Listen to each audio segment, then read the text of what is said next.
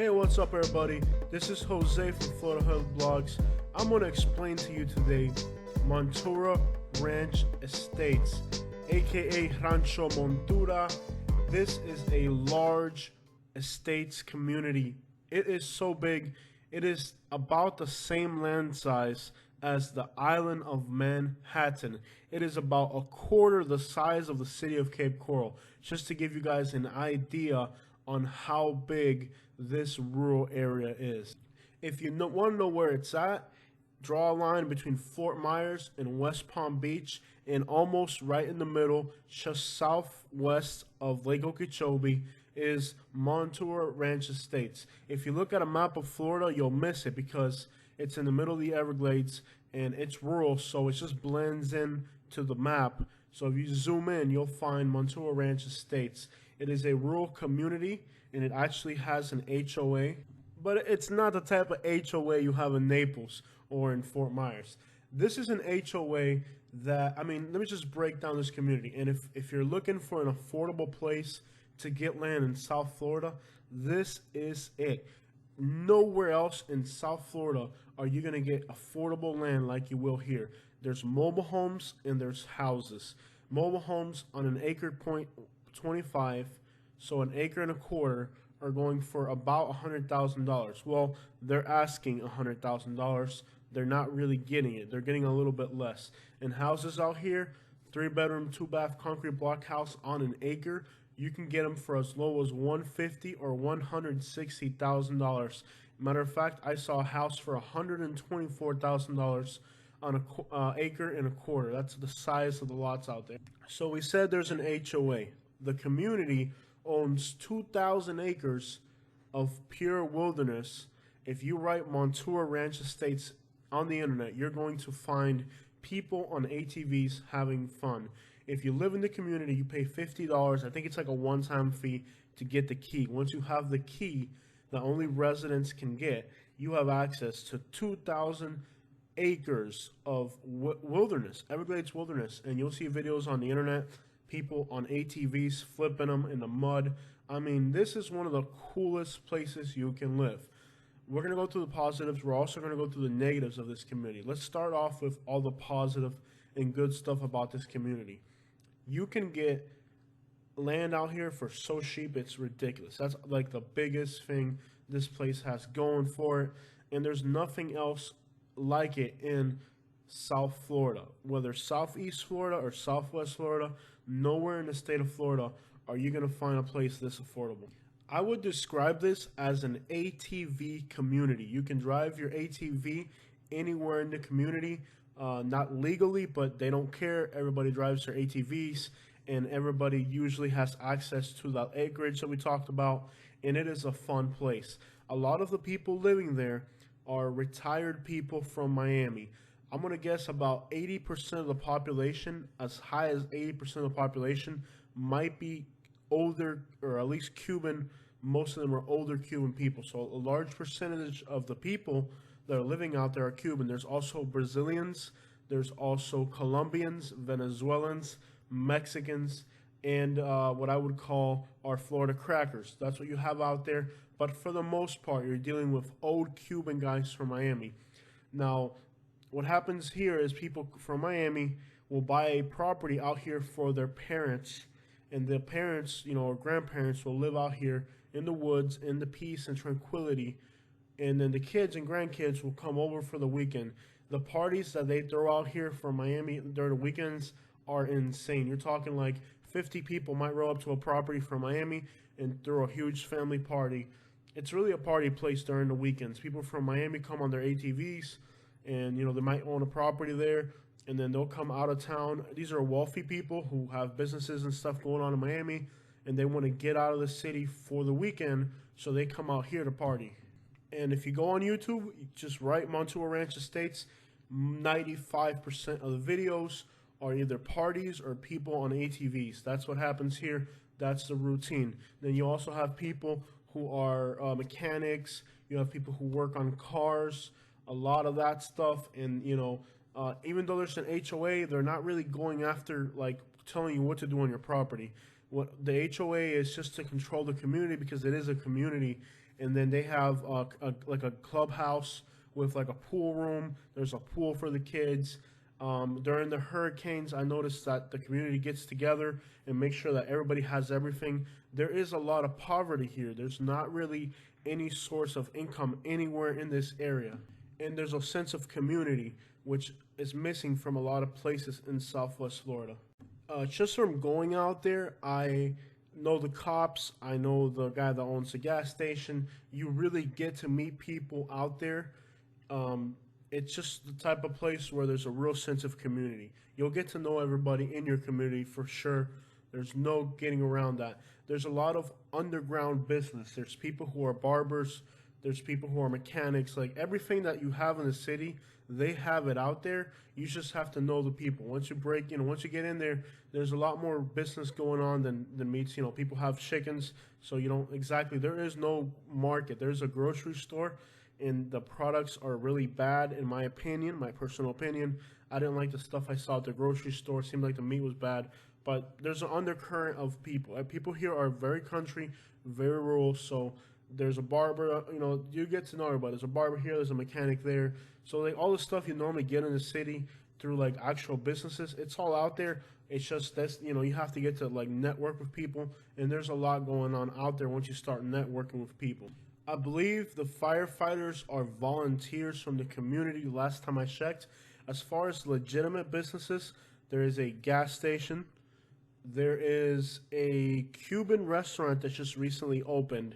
There is a Mexican taqueria, and there's some type of like grocery store type of thing, and that is about it. You are 15 to 20 minutes from the city of Clewiston, which has a Walmart, Mexican restaurants, and hotels, and just about everything you need is going to be in Clewiston. You can also get into Immokalee or LaBelle. So you have three cities. You're like in the middle of three cities you can drive out to if you need more stuff. But generally, there's literally nothing out there. According to Wikipedia, it says there's about 3,000 people. I think there's probably 5,000 or 6,000 people. There's a lot of new houses being built. It's in Henry County. Henry County is one of the easiest places in the entire state of Florida. There are no impact fees. If you are putting up a mobile home, if you are putting up a house, it is one of the easiest places in the state of Florida to build. So if you're looking to build, it's really an easy place to build. Now, this is a rural community in the middle of nowhere. You really got to mind your manners. You really got to know how to, get along with the people out there. Like I said, the majority of them are old Cubans. That's a good thing and that's a bad thing. The good thing about it is, like after the hurricane, they made sure everybody had everything. It does flood back there, so keep that in mind. We'll get to the negative stuff. But during the hurricane, it all flooded, but the people all took care of each other. The Cuban people are really close. However, we'll get to the bad side of that towards the end of the video. So it's really a community, and they let you do whatever you want. Like you could literally cut a semi truck in half on your property, and nobody would give a crap. You can burn garbage on your property. Nobody gives a crap. It's really the type of place where you can do whatever you want. But at the same time, you're going to have to contend with the people that are there. It's a unique person that lives in so much isolation. And it's not like rural places up north. The demographics here are completely different. You have like a 15 to 20% of the people out there are like crackers, what we call them here, like they're real native Floridians. And then you have mostly Hispanics. So being that it's a rural Hispanic demographic, it's really odd. It's different from what you get in other parts of the country when you think about a rural community. These people throw more parties out in these woods than we do here in the city. It is still undeveloped for the most part, as you can see in these videos. So if you really like to be isolated and away from people, you're definitely going to get it. You put up a 6-foot fence around your property, and I can guarantee you will not have to deal with anybody. This is one of those places where you can really get a lot of privacy. When the sun goes down in the evening, you get this really cool, tranquil, it's just an amazing feeling out there. It's one of those places that, you really feel disconnected from the outside world. So if you're looking to just have a piece of property somewhere where you're completely isolated, private, just disconnected from everybody, if you're heading back into Immokalee, let's say, it's about a 30-minute ride, and you might see 5 or 6 cars unless it's, the time of day where cars are coming in and out. So it's definitely a lot of isolation if you're looking for that. It's in the middle of the state. You can go to Fort Myers or you can go to West Palm Beach. It's really in the middle of the state. So if you're running, a back and forth a lot, you're right in the middle of the state. You're not like exactly somewhere, but you're absolutely like 70 miles from anything. I did all the research. You guys know that I'm trying to move out of Naples, and this is one of the first areas I looked into. Um, this area, I've really researched it well. So I talk to people on Facebook that live out here. They absolutely love it. I have actually had lifelong neighbors. I've known these people for 20 years. They've been my neighbors for 20 years, and they are from Montura Ranch. So they're constantly going back and forth between Naples and Montura Ranch. So even before I even been out there, I already knew a lot about this place from gossip and family talk, and this happened, that happened. So I'm really familiar with the place. Most of the old Cuban people that are there are guajiros, which is kind of like what a country boy in English, let's say. They're really country people, so they like to plant their avocado, their mango, their bananas. It's almost as tropical as anywhere in South Florida. So you can still grow your mangoes, you can still grow papayas, and a lot of the Spanish people grow a lot of stuff out there, and it's one of the few places in the country where you can grow these things. So if you like to plant tropical trees, this is one place where you can do it. Most of these people, they're very country. They come from very country places, and they just want to grow their chickens, grow their animals, grow their plants, and almost live like homestead 100% as much as possible. And a lot of them have done it for many years. It's one of the few places in Florida where you can legitly homestead. Hands down, you're able to do it out there, worry free. Nobody gets in your business. People just burn their garbage. They all mind their own business.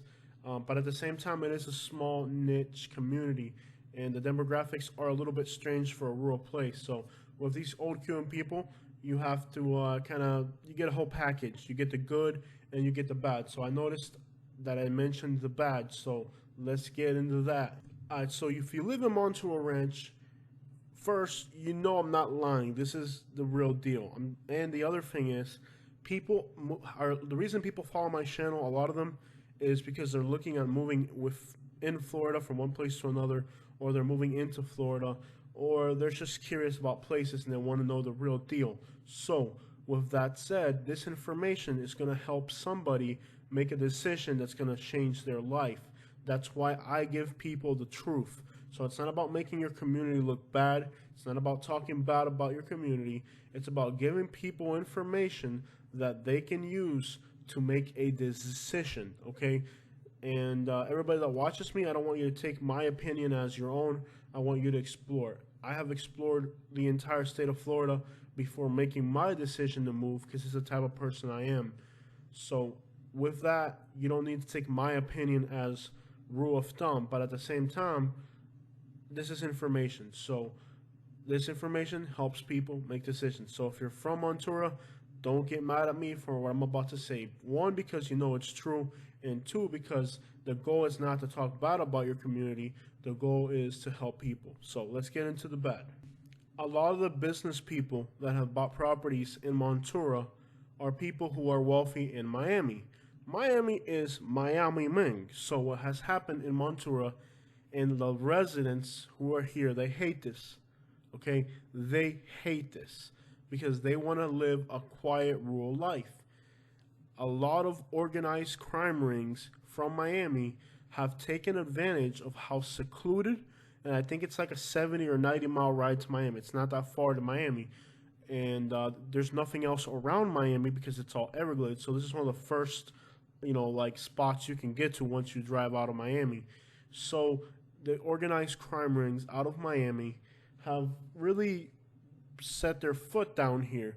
There was a time period where, and this phase has already ended, there was a time period where marijuana grow houses in Montura Ranch was a real thing. And at a time, there was grow houses on a scale you could not imagine. Marijuana was being produced in this community at a massive scale for organized crime. Around 2006 to 2008 must have been the peak for that, and it probably went on to about 2012 when that business kind of shifted to other places. Currently, I just read an article today on the news where Collier County schools, the schools that I went to, are allowing kids to have medical marijuana in school. Kids in school are allowed to have medical marijuana. So the rule changes, the laws changed. In that time period, it was illegal and it was very sophisticated rings, which probably don't exist anymore because the world changed so much in just a short period of time. But in that time, these were legit criminal organizations. And with that came another element, which is the people that did that, they kind of run in a group with other criminal rings. So with the marijuana grow houses came the theft of commercial vehicles. So if you have, and even to this day, it's not uncommon if you have an F-350, anything with a diesel engine in it, you need to watch out. And to this day, it's not as bad as it used to be, but I would definitely take precautions. Like if you have an F-350 or a dump truck or anything with a diesel engine, you need to be very careful how you're going to store it, where, and what security precautions you're going to take. This is not just a problem in Montura Ranch. Anywhere rural in Florida, you need to be aware of that because, you know, these are crime rings and they look for these things. And unfortunately, Montura Ranch has had a problem with boats, dump trucks, and horses.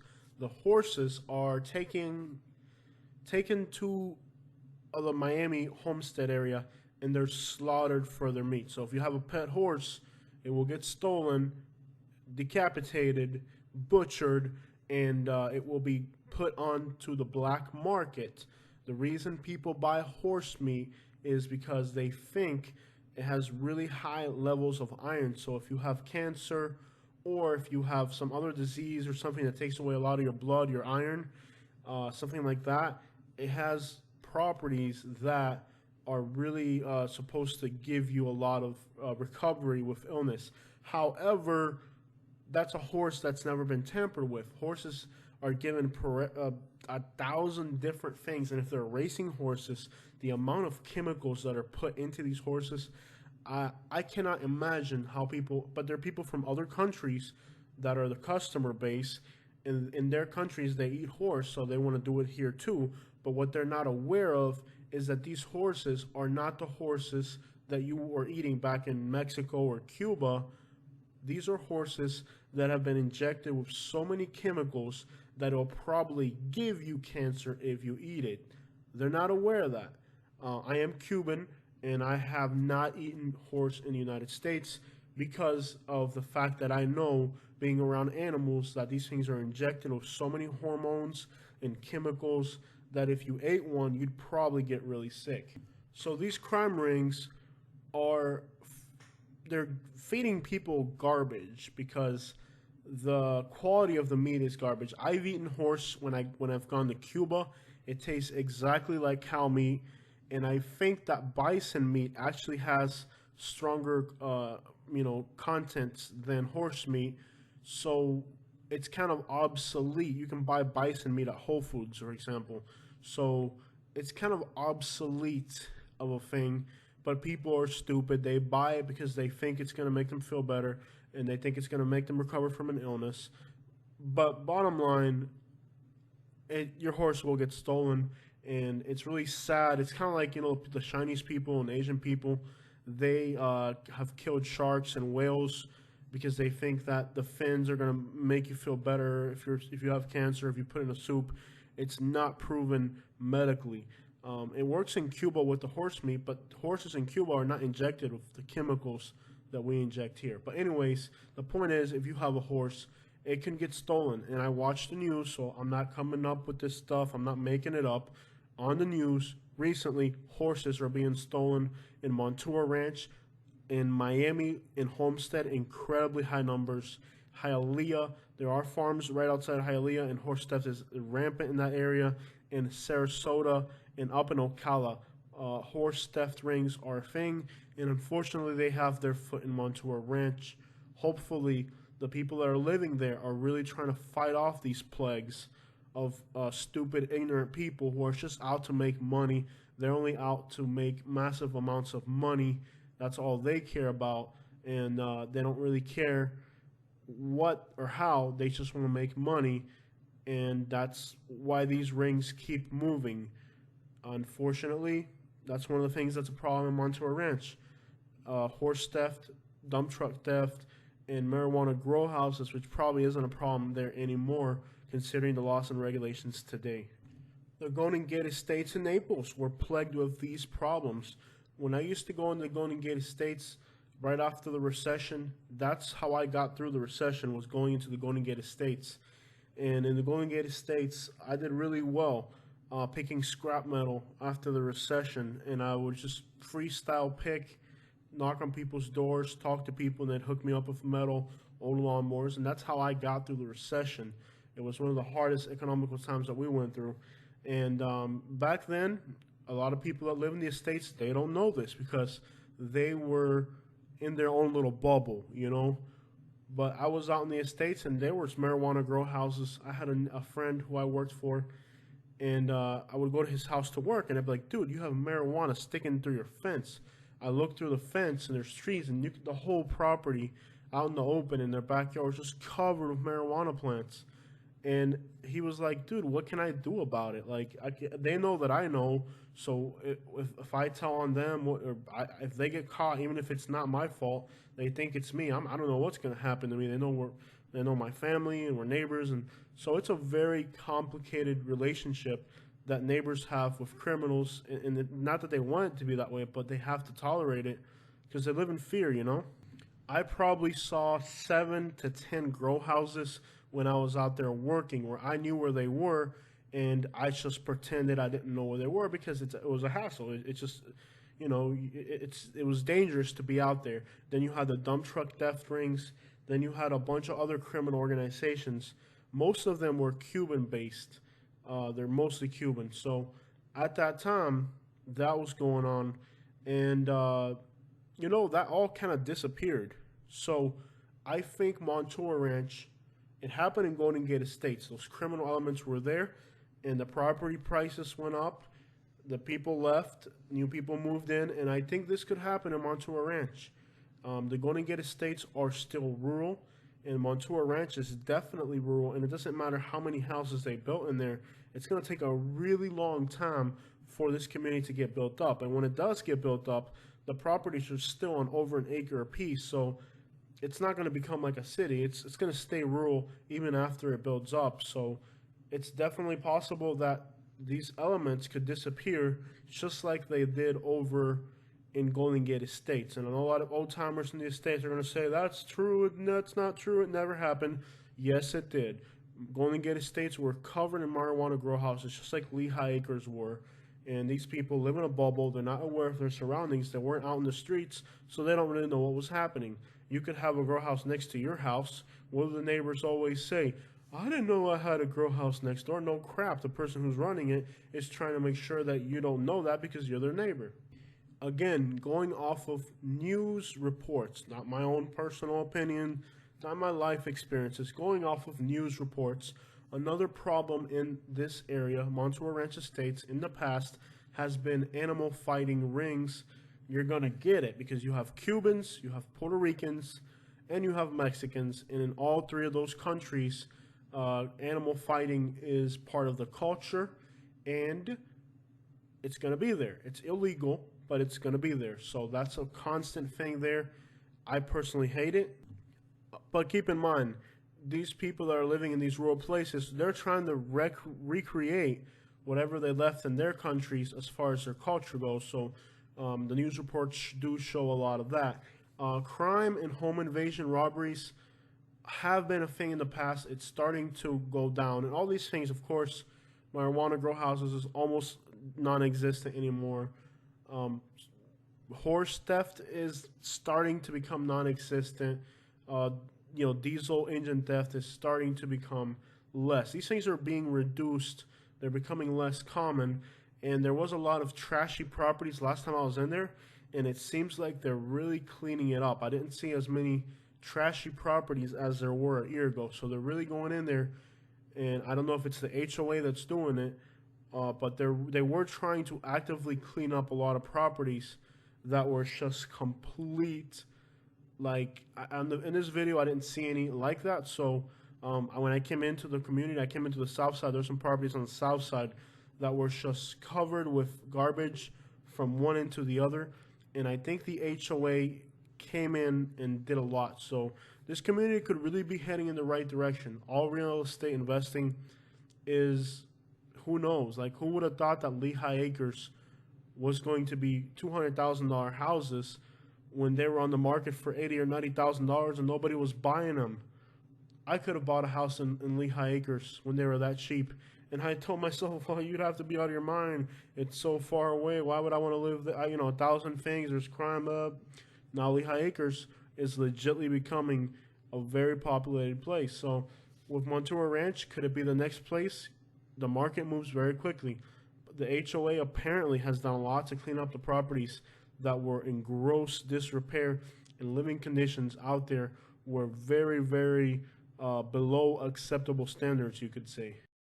However, it's been less than a year since the last time I was there, and those properties have really gotten cleaned up. They almost disappeared. So places do change very fast. Houses are being built. However, I will give you a warning about Montura Ranch. Some of the properties that I saw on the market a year ago are still on the market. It's good if you're buying because you're going to get an amazing deal. The prices there are already cheap. They're already low prices, but they're not selling. So be very careful if you're buying to make sure that your bids, are starting very, very low. Like in real estate, you have that 97% rule where you offer 97% of what the asking price is.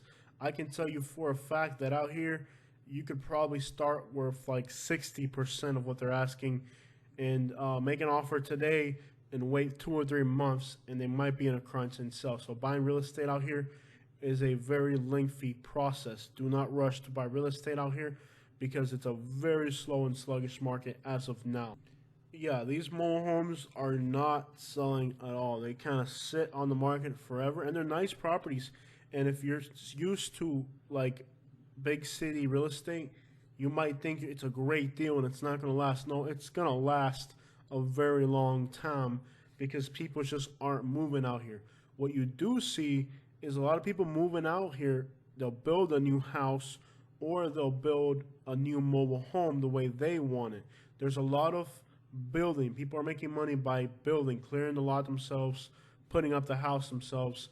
In that aspect of it, there is growth in the area. You'll see stuff going in, but the stuff that's already there are older mobile homes, and guess what? Banks don't finance them.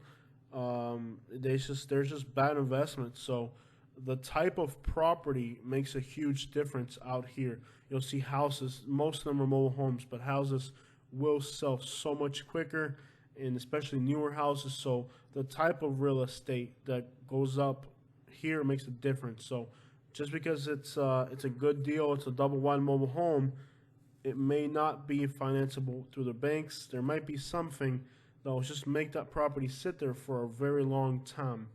So will it pop off and will the prices go up? I don't know. If I knew, I'd be a millionaire. That's the thing about real estate. If you knew what was about to happen, well, then we'd all, who wouldn't? You look in retrospect and you can see the mistakes you've made and you can kind of guess where the real estate's going to go. So is it a good place to invest? I don't know. It looks pretty bad now, but what's not to say that it's not going to change? One thing that can make it change is the fact that all the highways out there are being rebuilt. 80 and 27 come right through. Those are big highways. And there's been talk about an airport. I think it's called Everglades in Clewiston, Florida, which is just north of here.